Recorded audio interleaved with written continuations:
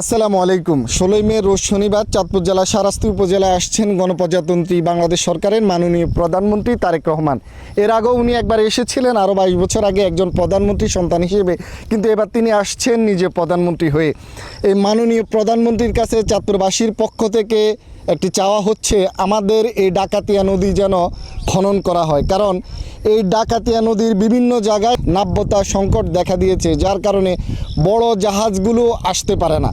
আমাদের এই ডাকাতিয়া নদীর পাড়ে অনেকগুলো মেল ইন্ডাস্ট্রি হয়েছে, কিন্তু এই যদি সঠিকভাবে খনন করা হয় তাহলে নদীর দুই পাড়ে কিন্তু যথেষ্ট পরিমাণ ব্যবসা বাণিজ্যের যথেষ্ট সম্ভাবনা রয়েছে। আমাদের বাংলাদেশের অর্থনীতিতে ভূমিকা রাখার মতো এখানে সুযোগ রয়েছে।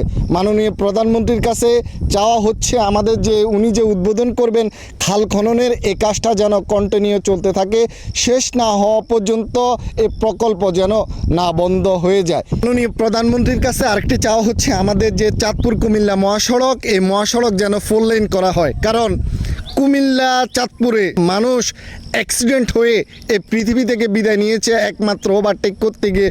বিভিন্ন সময় অ্যাক্সিডেন্টের কারণে ঢাকা চট্টগ্রামে এত মানুষ মনে হয় না বিদায় নিয়েছে। তো আপনারা যারা প্রোগ্রামে যাবেন, আপনারা চেষ্টা করবেন হাতে একটা প্লে কার্ড নেওয়ার জন্য। নদী খনন চাই, খাল খনন চাই, আমাদের এই ডাকাতিয়া নদী খনন চাই। আপনারা চেষ্টা করবেন আওয়াজ তুলতে। মাননীয় প্রধানমন্ত্রী, আমাদের একটাই চাওয়া হচ্ছে, আমাদের এই ডাকাতিয়া নদী খনন চাই। আমাদের এই চাঁদপুর জেলায় যতগুলো খাল পড়েছে প্রত্যেকটা খাল আমরা খনন চাই।